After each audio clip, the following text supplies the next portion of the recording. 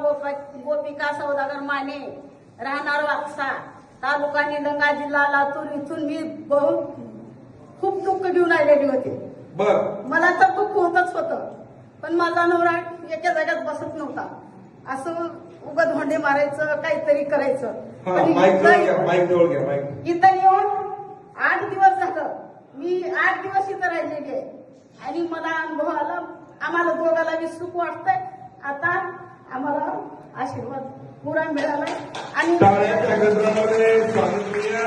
धन्यवाद. आशीर्वाद काकू लग्नात माझा नवरा तोंड आणायचा. तोंड काय करायचा?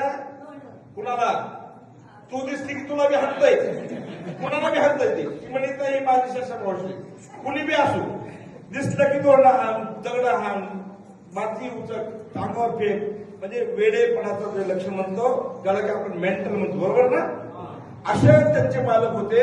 इथं आल्या, आशीर्वाद घेतला, इथं सेवेसाठी त्या राहिल्या.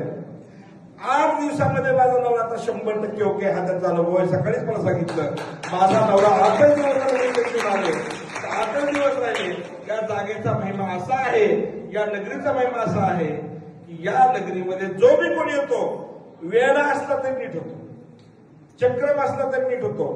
ज्याची बुद्धी बंद पडली त्याची बुद्धी चालू लागते. हाच या नगरीचा महिमा आहे, हाच या नगरीचा महिमा आहे, हाच या नगरीचा महिमा आहे. धन्यवाद.